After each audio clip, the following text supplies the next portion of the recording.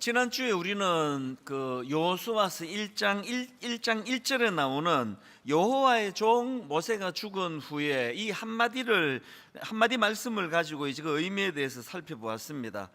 이스라엘 백성들 입장에서 이 지도자 모세의 죽음이 얼마나 이게 치명적이었는지 30일을 애곡할 만큼 그렇게 슬퍼했다고 나와 있는데, 이거는 이제 제가 지난주 말씀드렸듯이 이 지도자 모세가 죽었다는 이 일이 이제 너무나 의지하고 믿었던 이 지도자, 거의 나침판처럼 시키는 대로만 하면 되던 그런 지도자가 죽고 나니까 이제 너무 이게 이제 슬픔도 있지만 이게 앞으로에 대한 장래에 대한 불투명함, 또 이것이 두려움, 이런 것으로 연결이 되었다고 말씀을 드렸습니다.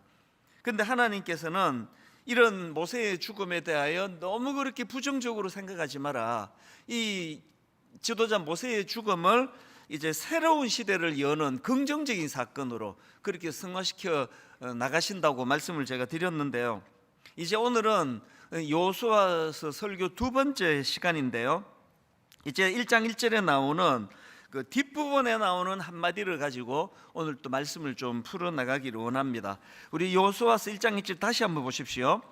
여호와의 종 모세가 죽은 후에 여호와께서 모세의 수종자 눈의 아들 여호수아에게 말씀하여 이르시되, 제가 이 말씀에 참 그 은혜를 받고 또 감동을 받고 그리고 또 주목하는 게 뭐냐면은, 하나님께서는 이 모세가 죽는 이 사건 때문에 그 이스라엘 백성들이 이것이 너무 부정적이고 그들을 절망으로 몰고 가는 그 일이 되지 않기를 위해서 하나님이 뭘 준비시키시느냐 하니까 사람을 준비시키신다는 겁니다.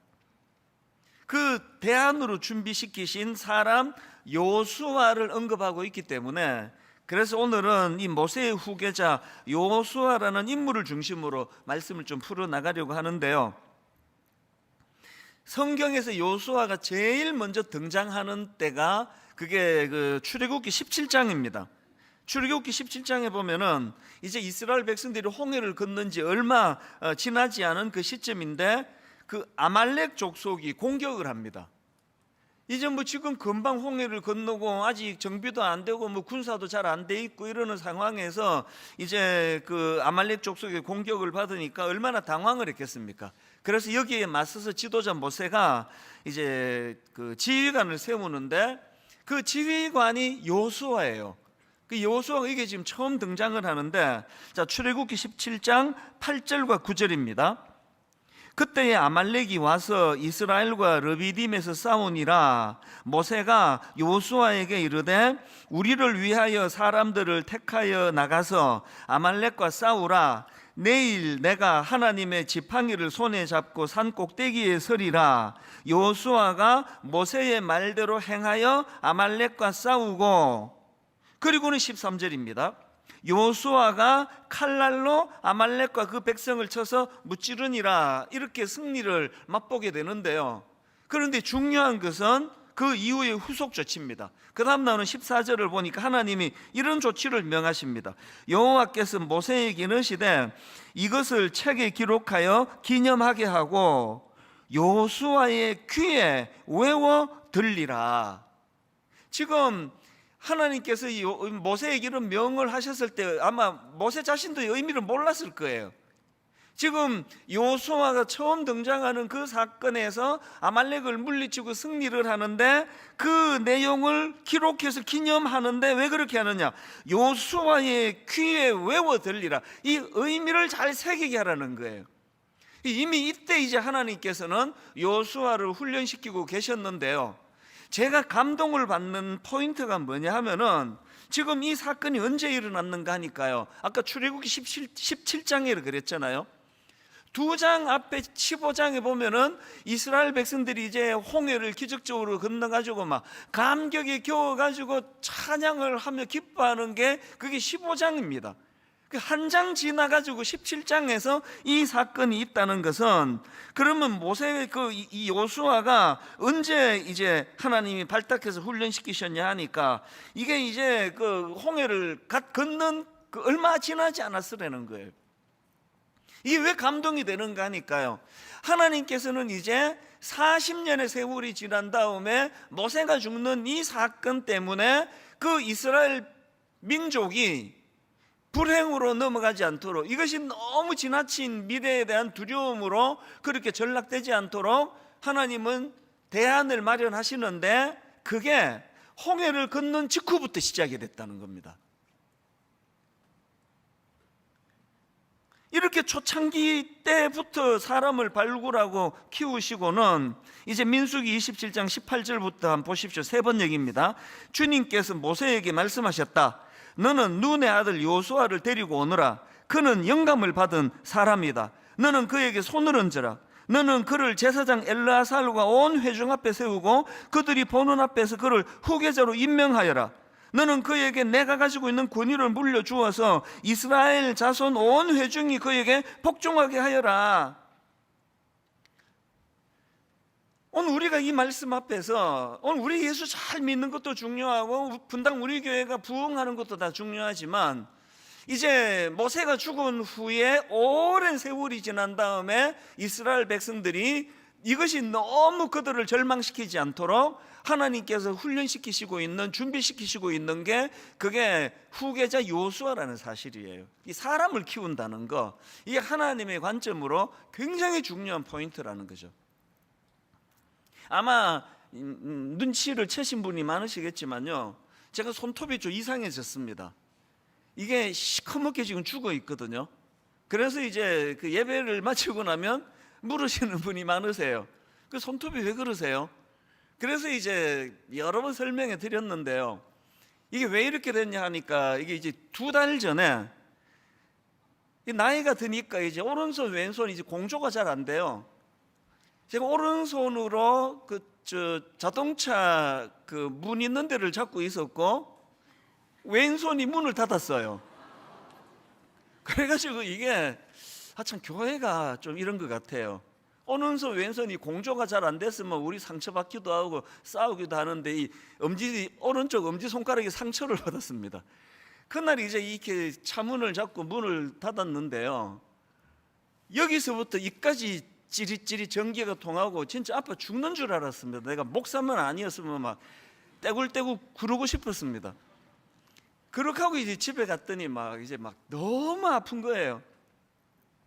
모든 집에 의사 한 분씩 다 있잖아요. 제 아내가 쓱 보더니 뼈에 실금이 갔을 거라는 겁니다.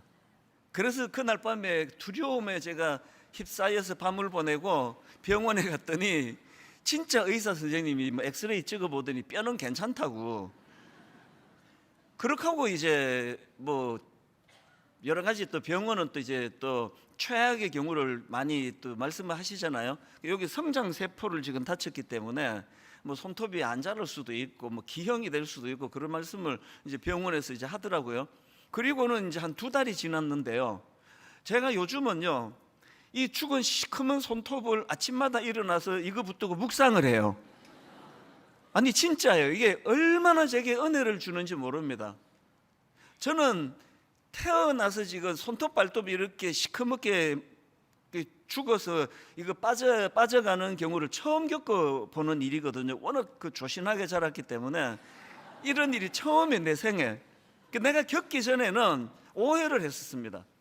이렇게 손톱이 이제 새카맣게 죽으면 이제 그 다음에 새 손톱이 이 죽은 손톱을 이제 밀어내는 걸로 그렇게 알고 있었는데, 제가 겪어보니까 그게 아니에요. 그게 아니고요, 지금 이 시커먼 거는 이 죽은 피예요. 그러니까 이제 원래 있는 손톱 밑에 죽은 피가 올라와 있는데, 이 죽은 피 아래쪽에서 새 손톱이 자라고 있고요, 지금 이 손톱은 그 새 손톱을 에워싸고 있는 형식이에요. 이거가 왜 은혜가 되는가 하니까요, 사실 이게 이제 왼손이 잘못해가지고 오른손에 상처를 줬잖아요. 그래서 얘는 지금 죽었어요. 그래서 이제 손톱이 더 자라지를 않습니다.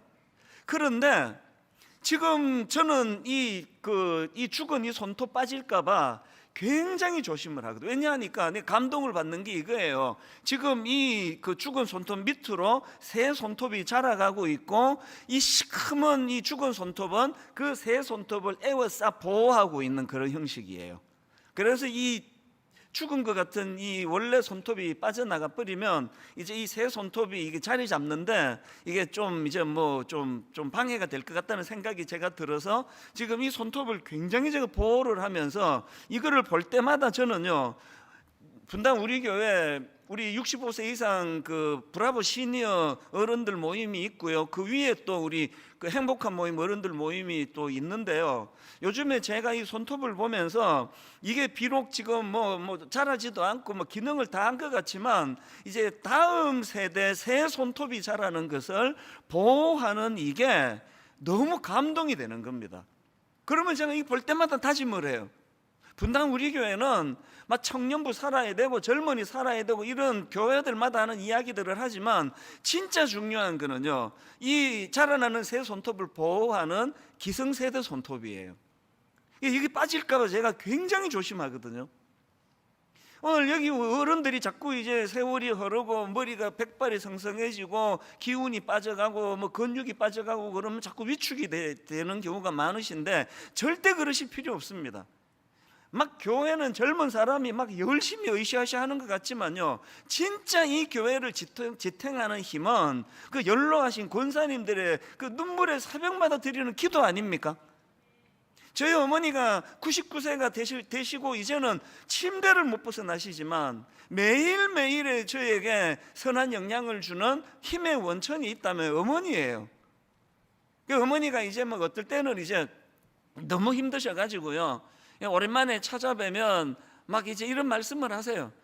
아휴, 이제는 정말 이제는 하나님 나 불러가시면 좋겠다. 그러면요, 제가 이제 그걸 또 막 심각하게 하면 안 되니까 막 농담 비슷하게 제가 어머니한테 투정 부려도 이렇게 말씀하십니다. 우리 엄마 엄청 이기적이시네. 엄마야 천국 가시면 어머니야 좋지만 그 막내 아들 그 목사 시켜놓고는 뭐 천국 가시면은 누가 기도해 주시느냐고요. 그러면 바로 그 수정을 하세요. 네 말이 맞다. 그리고 이제 좀 어머니가 이제 연세가 많이 드셔서 어떨 때는 이제 예전에 안 보이시던 이제 감정 조절이 안 되실 때가 있어요. 그래서 막 화가 나실 때가 있습니다. 그렇게 막 화가 날 때 제가 어머니 손을 덥석 잡으면서 엄마, 목사 아들 기도해 주세요. 그러면요, 거의 그 자판기에 동전 넣는 그 콜라 나오면 똑같아요. 막 화났다가 덥석 잡으면서 목사 아들 위해 기도해 주세요. 그러면 기도하자. 하나님 아버지, 우리 아들 찬수가 목회를 하는데 어찌 이렇게 나오시는 거예요. 제가 이 손톱을 요새 볼 때마다 내가 정말 은혜를 받아요. 제가 오늘 공식적으로 여러분 부탁하는데요, 오늘 예수 믿으시는 연세가 좀 있으신 분들 주님 이름으로 권면합니다. 절대 위축되지 마시기를 바라요. 얘가 자라지도 않고 모양도 시커멓고 하지만 지금 이 기존에 있는 이 손톱이 새 손톱을 자라게 하는데 너무나 중요한 여기 제가 이거 안 빠지게 하는 게 지금 제가 굉장히 주의를 기울이는 거거든요. 하나님께서는요, 모세가 죽은 이후에 이스라엘 백성들이 너무나 장래에 대한 두려움으로 혼미한 상태에 빠질까 봐 오래전부터 여호수아를 기르고 계시는 거예요. 그래서 여러분이 모세가 되어주세요. 그 사람을 키우기 원하시는 하나님과 동력자가 되셔서 분당 우리 교회 사람을 잘 길러내시는 그런 어른 역할을 해주시기 바랍니다. 최근에 어떤 기사를 보니까요, 그 월트 디즈니 컴퍼니가 이게 1923년도에 설립이 됐대요. 1923년도에 설립이 된 월트 디즈니 컴퍼니가 그 설립 100년 역사상 최대 위기에 직면했대요. 그러면서 이제 그 분석 기사를 제가 봤는데요, 여러분 월트 디즈니 컴퍼니가 왜 100년 역사상 최대의 위기를 맞았습니까?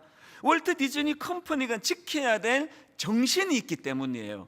월트 디즈니라는 그 창업주라고 말할 수 있는 월트 디즈니가 남긴 말 중에 이런 말이 있습니다. 웃음은 시대를 초월하고 상상력에는 나이 제한이 없으며 꿈은 영원하다. 이게 월트 디즈니 컴퍼니가 지켜야 될 정신이에요. 그런데 월트 디즈니가 너무 커져버렸어요. 너무 규모가 커져버리고 나니까 왜 위기입니까? 그 초창기에 그 월트 디즈니라는 창업한 이 사람과 몇몇 되지 않는 그 사람이 가졌던 정신을 지키기가 쉽지 않은 거거든요.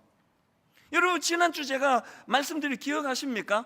분당 우리 교회 9월 1일 날 재창립하기를 원한다. 그래서 오늘 9월 3일이니까요 우리 교회는 지금 창립한 지 이틀밖에 안 됐습니다.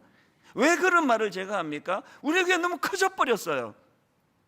교회가 너무 커져버리고 나니까 그 처음에 그 정신을 유지하기가 어렵기 때문에 우리 새로 하자는 거예요.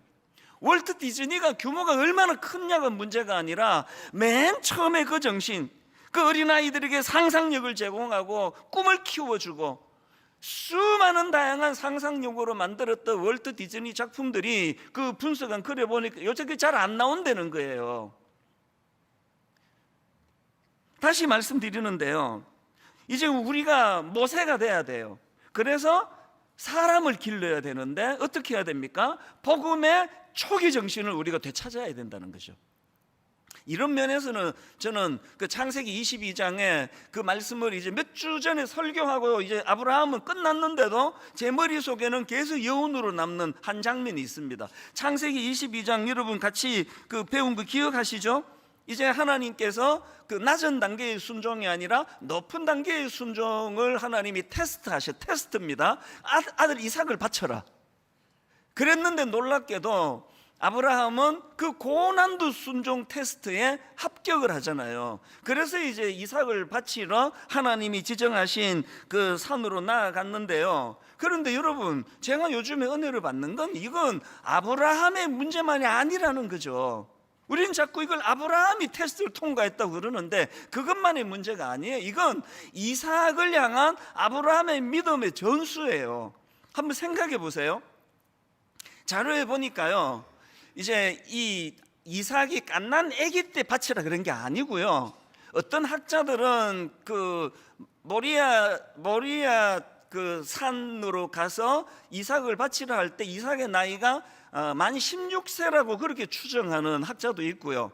또 제가 최근에 본 그 자료에 보니까 그 당시로 이삭이 30 몇 세였다 그렇게 분석을 하더라고요. 뭐가 맞는지는 뭐 나중에 하나님 나라 가서 알아보면 되지만 한 가지 확실한 건 만 16세라는 건 뭐예요? 자기가 생각하고 분별할 수 있는 나이예요. 그러면 여러분 한번 생각을 한번 해보세요. 이 목회자는요, 성경을 읽으면서 영적인 상상력이 풍부해야 되는데요, 한번 생각을 해보세요. 지금 이제 이제 16살 우리 그 중2병 무서운 거 다 아시죠? 얘를 데리고 이제 산으로 갔어요. 아버지가 지금 나이가 100살이 넘어요. 늙어 빠진 아버지, 100 추정하는데 하여튼 100세보다 훨씬 더 많은 나이예요. 그 아버지가 지금 연로하셔가지고 지금 손을 부들부들 떨면서 애를 묶어요. 지금 중2병 걸린 애가 주여 그러고 있겠습니까? 영감이 미쳤나 그러고 확 밀쳐버리면 끝나는 일이에요. 그리고 또 아브라함이 이 이삭을 그 번제로 제물로 바치려고 하던 그 순간순간에 그 뛰쳐가 버리면 끝이에요. 그 이삭이 그 늙은 아버지가 자기를 묶고 죽이려고 하는 제스처를 취할 때 아무런 반응을 보이지 않는다는 게 뭘 의미하겠냐고요. 그리고 제가 본문을 유심히 보니까 유난히 눈에 들어오는 게 있습니다. 창세기 22장 5절에서 아브라함이 종들에게 이렇게 말합니다. 이 아브라함이 종들에게 이르되 너희는 나귀와 함께 여기서 기다리라. 내가 아이와 함께 저기 가서 예배하고 우리가 너희에게로 돌아오리라. 갔다 온대요. 우리가 아들하고 같이 오겠대요. 그러면서 니들은 여기서 기다리라 그래요. 그리고 그 다음에 6절에 보니까 아브라함이 이에 번제나무를 가져다가 그의 아들 이삭에게 지우고 자기는 불과 칼을 손에 들고 두 사람이 동행하더니, 이번에 발견한 게 유난히 눈에 띄는 게 아들과 함께, 그리고 두 사람이 동행하는데요, 이삭이 지금 오해 저항하지 않았을까 생각해 보면 이게 이제 목회자적인 상상력이에요. 제가 상상해 보는 거예요. 그 종들을 저기다 두고 아버지와 아들이 둘이만 지금 걸어가면서 아브라함이 의도하는 게 뭐였을까 모르긴 해도요, 수많은 대화를 나누었을 것 같아요. 네가 이 땅에 태어날 때 하나님의 놀라우신 능력이 없이는 너는 이 땅에 올 수가 없는 인생이었는데 하나님이 어떻게 약속을 지키셨고 너를 통해서 하나님 어떤 일을 행하셨고, 그리고 너 아까 아버지가 그 종들한테 하는 얘기 들었지? 우리 돌아와.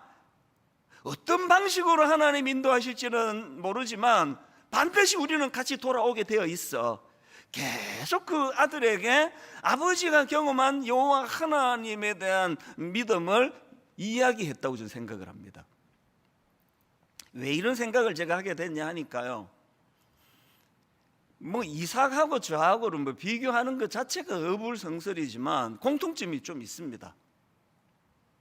이삭도 저도 우리 집안에 많은 하나님이 일하신 스토리를 엄청나게 많이 들었다는 게 그게 공통점이에요. 어머니가 네 아버지가 금식기도하다가 돌아가셨지만 엄마는 네가 아버지 뒤를 이어 목사가 되기를 원한다. 그거 그냥 뭐 목사가 너 목사는 죽을 줄 알아 뭐 그랬겠습니까? 어릴 때부터 수많은 설득이 있었을 거 아니냐고요. 네 아버지가 엄마가 원하는 방식으로 응답하시진 않았지만, 그런데 그 과정에서 네 아버지가 왜 그렇게 하나님의 부르심을 받아야 되는지 하나님이 말씀해 주시고 인도해 주시고 설득해 주시고 가르쳐 주시는 수많은 어머니의 간증을 들려주셨을 거 아니냐고요. 우리 집이 위기 중에 위기에 빠졌을 때 하나님이 어떻게 인도해 주셨고 누구를 통해서 일하셨고 수많은 스토리를 제가 어릴 때부터 들어왔기 때문에 저도 이제 30살 때 아버지 뒤를 이어서 그 위험한, 아버지가 그 금식기도하다 돌아가신 그 위험한 길을 제가 자원한 거 아닙니까? 강제로 한 거 아니거든요. 이런 의미에서 저는 오늘 여러분 제가 진짜 호소하고 싶습니다. 여러분, 우리가 이 한 구절 묵상 이게 월요일부터 토요일까지는 우리 부모님들 중심으로 하시라고요. 그리고 이게 주일이 되면은 여기에 가정예배 재료를 드렸어요. 오늘 9월 3일 주일에는요 마가복음 3장을 가지고 믿음의 가족 교회에 대하여 되어 있는데 이거는 그냥 쓱 읽고 넘어가시면 돼요. 이거 안 해도 돼요. 가정예배라는 이름으로 모여서 수많은 어머니를 만나주시고 아버지를 만나주시고 여러분의 삶의 위기를 만났을 때 하나님이 어떻게 여러분을 인도해 주셨는가를 많은 스토리를 들려드리는 시간이 되기를 바라요. 아직 어리지만 이 어린아이가 만난 하나님에 대한 이야기를 듣는 시간으로 이걸 활용하시라는 거예요. 저는 지금 분당 우리 교회 다락방을 진짜 더 발전하기를 원합니다. 개편하기를 원해요. 우리 다락방 모임의 소그룹 모임에서 순장님과 순원들 사이에서 그 지난 한 주간 있었던 하나님과의 그 스토리가 많이 나오기를 바라요. 직장 생활할 때 두려움에 빠졌을 때, 결혼하고 부부가 성격이 맞지 않아서 갈등에 빠졌을 때 어떻게 하나님이 인도해 주셨는가에 대한 우리 선배 순장님과 선배 순원들의 많은 스토리가 들려지기를 원합니다. 아브라함이 이삭에게 뭐 그날 동행하면서 말씀하고 끝났겠냐고요. 그 이전서부터 얼마나 많은 여호와 하나님의 스토리를 이삭에게 들려줬으면 이삭이 그 늙은 아버지가 자기를 묻고 죽이려고 하는 그런 순간에서조차도 저항하지 않는 거예요. 그래서 여러분, 아브라함의 하나님, 이삭의 하나님, 또 야곱의 하나님, 기독교는요 역사의 하나님이에요. 이 역사가 어떻게 이게 전수가 된다고요? 입으로 전해지는 거거든요. 이야기로 전해지는 거거든요. 창세기 22장에서 이삭이 경험한 게 뭡니까? 아버지가 그에게 보여준 게 여호와 이레 아닙니까? 여호와 이레. 창세기 22장 14절. 아브라함이 그 땅 이름을 여호와 이레라 하였으므로 오늘날까지 사람들이 여기를 여호와의 산에서 준비되리라 하면 이 여호와 이레가 뭐라 그랬습니까? 여호와가 하나님이 준비해 주시는 거예요. 우리 아버지가 준비 못해도. 그래서 이삭은요 트라우마가 웬 겁니까? 넉넉한 여유로운 그 이삭은 그 양보의 대명사예요. 뭐 한 달 복들 없습니다. 누가 시비 걸면 져버려요. 뭐 니꺼 내꺼 안 가려요. 뭐 제가 뭐 이삭급은 아니지만요 우리 부목사님한테 물어보면 알아요. 제 인생도요 한 달 복달하는 게 없는 사람이에요. 성격은 제가 굉장히 급한데요 학습이 됐기 때문에 저는 안달복달 안 해요. 우리 어머니로부터, 아버지로부터, 우리 형제로부터 전수받은 수많은 스토리, 그것이 저의 스토리가 됐기 때문에 여호와 이레를 저는 알아요. 저는 지금 이제 가평 우리 마을 오픈을 앞두고 막 울컥울컥합니다. 너무나 긴 시간 동안 괴로워하고 참 이거 어떻게 해야 되나 두려움에 휩싸였는데 하나님께서 저의 생각, 우리 장로님들의 생각, 우리 봉사자들의 생각을 뛰어넘는 너무나 아름다운 마을을 만들어 주셨기 때문에 저는 여호와 이레를 거기서 보거든요. 여러분들이 먼저 여호와 이레를 맛보게 되시기를 바랍니다. 그리고 그 스토리를 자꾸 아이들에게 들려주는 거예요. 이게 제가 오늘 첫 번째 드리고 싶은 메시지고요. 그런가 하면은 이제 또 한 가지 드리고 싶은 포인트가 하나 있는데요. 그렇게 하나님이 요수아를 무려 40년 동안 훈련을 시키셨는데 어떤 훈련을 시켰냐는 거예요. 제가 이거를 이제 또 영적인 상상력을 가지고 본문을 여러 번 읽고 묵상을 하는데 제가 굉장히 흥미로운 한 가지를 발견했습니다. 자, 여러분, 그 요수아 1장 1절에 보면 되게 독특한 표현이 하나 나오는데요. 한번 화면으로 다시 한번 보십시오. 요수아 1장 1절, 여호와의 종 모세가 죽은 후에, 여기 보니까 모세를 표현하는데 여호와의 종이라고 표현해요. 근데 그 다음 보세요. 여호와께서 모세의 수종자 눈의 아들 요수아에게 말씀하여 이르시되, 이게 예전에 개역 성경에는 모세의 시종이라고 번역했거든요. 아니 왜 똑같은 주의 종인데 모세는 여호와의 종이라 그러고 요수아는 모세의 종이래요. 누가 저한테 오셔가지고 여호와의 종 옥하는 목사님과 옥하는 목사님의 종 이찬수 목사가 그러면 되게 기분 나쁠 것 같아요. 이 사람이 뭔 소리를 하는 거야. 지금 왜 요수아는 여호와의 종이 아니라 모세의 시종이 있냐고요. 제가 이 말씀을 가지고 쭉 묵상을 하다가 보니까요, 뚝 떠오르는 성경 구절이 하나 있었는데 출애굽기 33장 11절입니다. 사람이 자기의 친구와 이야기한 같이, 지금 모세입니다. 사람이 자기의 친구와 이야기한 같이 여호와께서는 모세와 대면하여 말씀하시며, 지금 모세는요 여호와 하나님께 대면하고 있고요. 그 시간에 요수아는 뭐 했느냐? 모세는 진으로 돌아오나 눈의 아들 젊은 수종자 요수아는 회막을 떠나지 아니하니라. 지금 모세는 하나님을 대면하는데 요수아는 그 텐트를 지키고 있어요. 그랬는데 얼마나 우직하게 충성을 했는지 이제 모세는 오히려 지금 모세는 떠나갔는데요, 진으로 돌아왔는데 요수아는 우직하게 충성스럽게 그 회막을 떠나지 않고 있는 거예요. 이 말씀이 툭 떠오르더라고요. 여러분, 하나님께서 그 시대의 대안으로 요수아를 지금 훈련시키고 계시는데요, 요수아에게 어떤 훈련을 시키시느냐? 여러분, 되게 재밌는 게요, 이 요수아 1장을 누가 기록했는지 아십니까? 요수아가 기록을 했습니다. 자기가 기록을 했어요. 모세는 하나님의 종이라고 기록하고 자기는 모세의 종이라고 자기가 기록을 했어요. 이걸 내가 보면서 깨달은 게 뭐냐? 하나님께서 그 시대의 대안으로 요수아를 준비시키셨는데, 훈련시키셨는데, 그 훈련이 어떤 훈련이냐? 영어로, 죄송합니다, 영어로 표현해 가지고요, 애티튜드 훈련이에요. 애티튜드, 제가 전에 여러 차례 설교하고 그랬었는데 우리말로 애티튜드는 태도예요. 자세를, 애티튜드. 그래서 태도 훈련을 시키시는 거예요. 제가 최근에 32년 된 기자 생활을 한 베테랑 기자가 쓴 책인데요, 퇴근길 다시 태도를 생각하다. 원래 있는 책을 제가 새로 꺼내서 보고 있는데요, 이 책 프롤로그 제목이 이렇습니다. 오늘 나의 태도가 내일의 내 인생이 된다. 기자 32년을 했으니까요, 얼마나 다양한 사람을 만났겠냐고요. 이 사람이요, 막 수많은 사람을 만나고 나서 자기가 내린 결론이 뭐냐? 사람이 얼마나 대단한 능력을 갖고 있느냐, 이게 성공의 비결이 아니고요, 그 사람이 가진 태도가 그 사람의 성공을 결정짓는다는 거예요. 사람들이, 세상이 그 사람을 평가하는 잣대는 그 사람이 가진 실력이 아니라 그 사람의 애티튜드라는 거, 그 태도라는 거죠. 하버드 대학교 경영대학원 데이비스 마이스트 교수도 똑같은 말을 했습니다. 자, 들어보세요. 그 사람이 가진 기술적인 역량 때문에 고객에게 훌륭하다는 소리를 듣는 전문가는 극히 드물다. 전문가의 반대말은 기술자라 부른다. 그 다음 보세요. 전문가는 능력이 아니라 대부분 태도에 달려있다.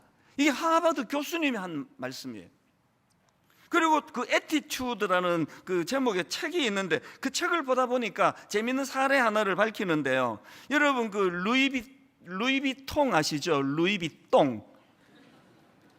이 명품이라고 말하는 루이비통의 디자인 감독이랍니다. 이 마크 제이콥스라는 사람이요. 그 명품을 만드는 디자인 감독인 마크 제이콥스가 이런 말을 했습니다. 여성의 매력은 무엇을 입는가에 달린 것이 아니라 어떤 애티튜드를 보이는가에 달렸다. 여자분들 동의가 되세요?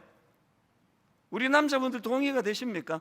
그 여자가 입고 있는 명품 옷이 그 사람을 명품 인생으로 만드는 게 아니라 그 사람의 애티튜드가 그 사람을 명품 인생으로 만든다는 거죠. 저는 이 서현역 거리에서 너무나 비싸 보이는 명품으로 치장했지만 제가 보기에 너무너무 천박해 보이는 사람을 가끔씩 제가 봐요. 지금 하나님께서 요수아를 대안으로 지목하시고 무려 40여 년 동안의 훈련을 시키시는데요. 그 훈련이 기능 훈련이 아니라 애티튜드 훈련이에요. 그건 뭐 아까 이제 그 루이비통 그 디자이너 감독이 여성을 갖고 매력을 갖고 말했으니까 그렇게 얘기했지만 남자는 아닙니까? 제가 지금 여기 막 엄청나게 막 번쩍번쩍거리는 고가의 양복을 입는다고 제가 명품 인생이 되는 게 아니라 여러분을 향한 하나님을 향한 저의 애티튜드가 그게 저를 규정 짓는다고 한다면 다 동의가 되시겠죠. 하나님은요 기능으로 우리를 다루지 않으세요. 우리의 애티튜드. 그래서 이제 그 아까 제가 이 그 요수아서 1장을 요수아가 기록했는데 자기를 모세의 종 요수아라고 기록했던 그거를 보면서 저는 이 베드로전서 5장 5절 6절이요. 젊은 자들아 이와 같이 장로들에게 순종하고 다 서로 뭘로 허리를 동입니까? 겸손으로 허리를 동이라. 하나님은 교만한 자를 대적하시되 겸손한 자들에게는 은혜를 주시느니라. 그러므로 하나님의 능하신 손 아래에서 뭘 하라고요? 겸손하라. 때가 되면 너희를 높이시리라. 여기 나오는 겸손으로 허리를 동이라. 이 세 번역으로 보니까 모두가 서로 겸손의 옷을 입으십시오 그래요. 하나님은요 그 사람이 루이비통이라는 명품 옷보다 더 중요한 게 겸손의 옷이래요. 그리고 그 겸손을 훈련을 시키시는데 어떻게 한다고요? 겸손하라. 때가 되면 너희를 높이시리라. 무슨 훈련입니까? 하나님이 나를 높여주실 때까지 겸손의 자리에 있는 거예요. 결론을 맺으면서요 저는 말씀 이렇게 정리해 드리고 싶습니다. 우리 이 두 측면을 다 가져야 됩니다. 첫째, 사람을 키우는 입장에서 우리는 모세가 돼야 돼요. 여러분 사람을 키우는 입장이 저는 마음으로 계속 다짐합니다. 하나님 제가 나이 들어갈수록 추해지지 않기를 원합니다. 내가 아침에 이 손톱을 보면서 다짐해요. 이제 이 손톱이 더 안 자란다니까요. 손톱을 깎는데요 9마디만 자르고 얘는 안 자라요. 제가 이렇게 되기를 원해요. 이제 하나님 제가 설치고 다니는 거 줄이고 사람을 키우는 목사가 되기 원합니다. 자꾸 제가 더 막 설치고 다니면서 추해지는 것이 제가 가장 두려운 거거든요. 부탁합니다. 사람을 키우는 차원에서 모세가 되주시기를 바라요. 버텨주세요 우리 어른분들이요. 여러분이 겸손을 전수시켜 주세요. 분당 우리 교회에 겸손한 어른들이 얼마나 많으시냐고요. 그런가 하면은 내가 성장해가는 차원에서 여러분 요소화가 되어 주셔야 됩니다. 그래서 제가 이번 주에 부랴부랴 우리 직원한테 저 플랜카드를 급하게 만들어 좀 걸으라고 부탁을 했거든요.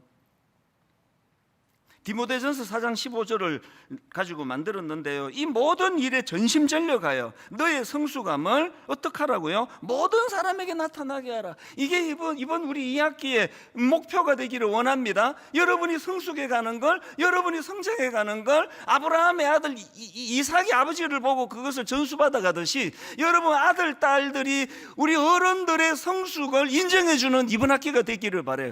우리 아버지 안 이러셨는데 왜 이렇게 성숙해지셨지? 딱 보면 알잖아요. 자기 엄마 대하는 어떤 말투 뭐 이런 거 보면 애들이 딱 알잖아요. 요수아가 돼야 돼요. 자꾸 이제 어른들이 좀 이제 겸손 뭐 하려고 그러시는지 뭘 부탁하고 아이 뭐 내가 이 나이에 뭐 이렇게 말씀하시는데요. 이제 내가 뭐 이 나이에는 분당 우리교회에서 이제 금지입니다. 다락방에서 이제 모임하는데 어떤 분이 아이 뭐 내가 이 나이에 그러면 벌금 10,000원, 이 벌금 다 매기세요. 진짜입니다. 여러분 이제 내가 이 나이에 그런 얘기 금지어예요. 우리 어머니 1926년 주민등록상에 1926년보다 더 많으신 분들은 그런 말 하셔도 벌금 안 매길게요. 99세 한국 연세로. 여러분 아직 이제 오늘보다 더 성장하는 내일이 돼야 돼요. 내일보다 더 성숙해지는 또 그 다음 날이 돼야 됩니다. 그래서 제가 저거를 만들었고요. 그리고 또 고린도후서 7장 1절, 그런즉 사랑하는 자들아, 이 약속을 가진 우리는 하나님을 두려워하는 가운데 뭘 이룹니까? 거룩함을 온전히 이루어 육과 영의 온갖 더러운 것에서 자신을 깨끗하게 하자. 그래서 이거 만들었잖아요. 아예 글자로 새겼잖아요. 거룩과 성숙. 본당에 들어오시면은 위에 한번 보시고 이거 한번 보시고 기도하세요. 하나님, 저의 성숙이 내 주변 직장인들, 특히 우리 아내, 우리 남편, 우리 아들, 딸, 이것들이 내 성숙을 긍정해 주기를 원합니다. 하나님, 거룩하기 원합니다. 성숙하기 원합니다. 한번 따라해 보시겠습니까? 거룩과 성숙, 성숙과 거룩. 내 거룩은 성숙할 때 일어나는 거고요, 거룩을 추구하는 게 성숙이에요. 그러나 우리 교회 창립 이틀 된 입장에서 우리가 더 성장하기 원합니다. 저도 내가 개척한 지가 21년이 되고 이런 소리 제가 하지 않기를 원하고요. 같이 성장해 가자고요. 같이 성숙을 향해 나가자고요. 같이 꿈을 꾸자고요.